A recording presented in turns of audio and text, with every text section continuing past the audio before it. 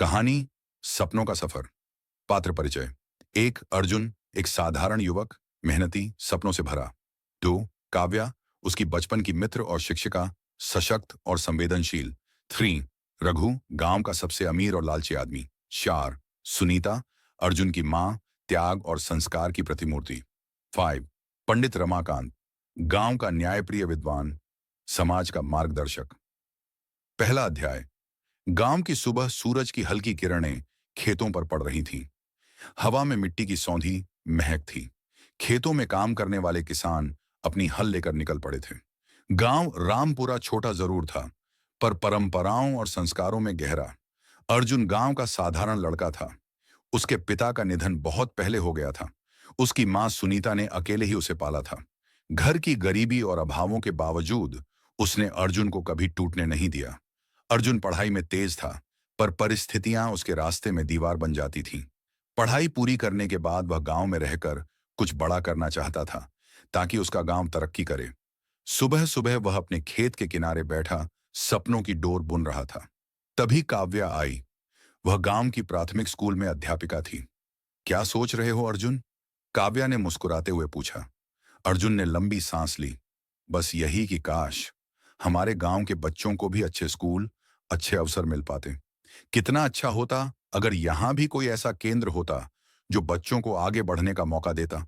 काव्या की आंखों में चमक आ गई। वह बोली, तो क्यों ना हम दोनों मिलकर कुछ करें? सपने देखने वाले ही बदलाव लाते हैं। दूसरा अध्याय। रघु का साम्राज्य। गांव में सबसे अमीर आदमी था रघु सेठ। उसका खेत, उसकी हवेली, उसका रसूख, सब कुछ बड़ा था, लेकिन उसकी सोच संकीर्ण थी। रघु चाहता था कि गांव हमेशा उसी पर निर्भर रहे।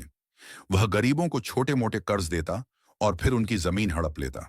अर्जुन को वह बिल्कुल पसंद नहीं था। गांव का सबसे बड़ा रोग है यह लालच, अर्जुन अक्सर सोचता। एक दिन गांव की चौपाल में पंचायत बुलाई गई।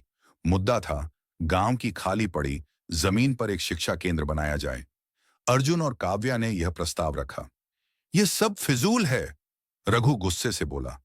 गांव के बच्चे खेतीबाड़ी करें, यही सही है। पढ़ाई लिखाई करके क्या करेंगे? शहर जाकर नौकर बनेंगे। हमारे खेतों में कौन काम करेगा? लोग चुप हो गए, लेकिन तभी पंडित रमाकांत उठे। उनकी आवाज गहरी और सधी हुई थी। रघु, तुम्हें सिर्फ अपना फायदा दिखता है, लेकिन गांव का भविष्य बच्चों की शिक्षा में है। अर्जुन और काव्या की बात में दम है। पंडित जी की बात सुनकर लोगों में उत्साह आया।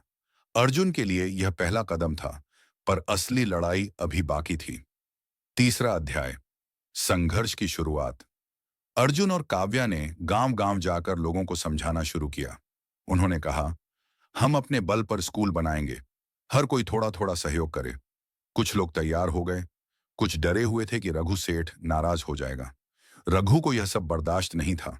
उसने सुनीता के घर पर दबाव डालना शुरू किया। तेरा बेटा बहुत उड़ रहा है, बता दे उसे, वरना अच्छा नहीं होगा। रघु ने धमकी दी।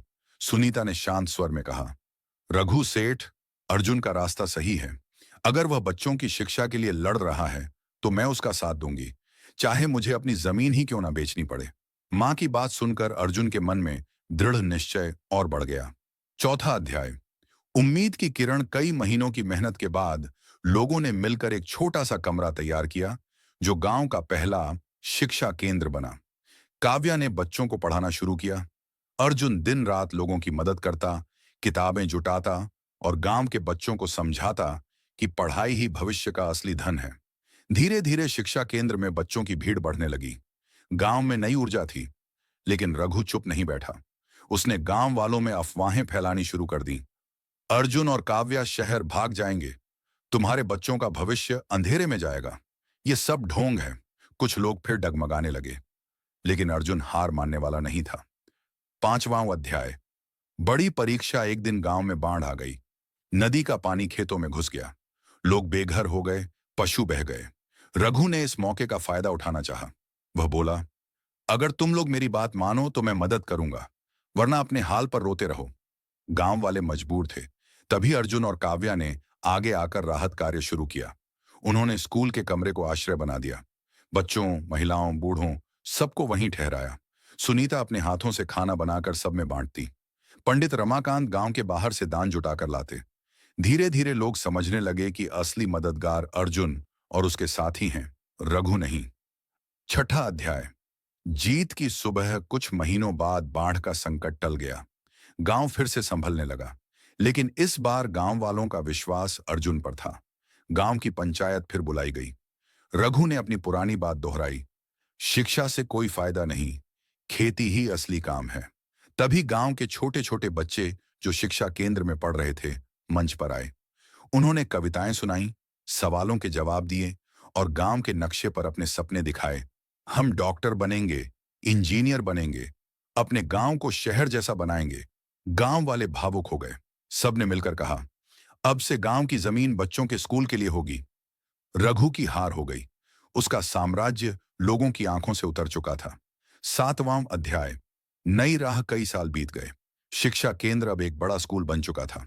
गांव के बच्चे दूर दूर तक नाम कमा रहे थे। अर्जुन गांव का नेता नहीं, बल्कि मार्गदर्शक बन गया। काव्या अब भी बच्चों को पढ़ाती थी।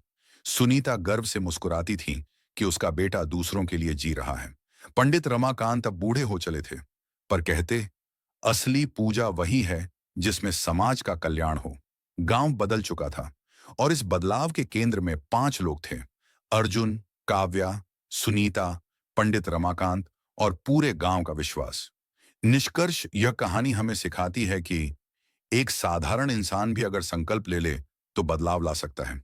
शिक्षा ही सबसे बड़ा धन है। समाज में असली ताकत डर और लालच से नहीं, बल्कि विश्वास और सहयोग से बनती है।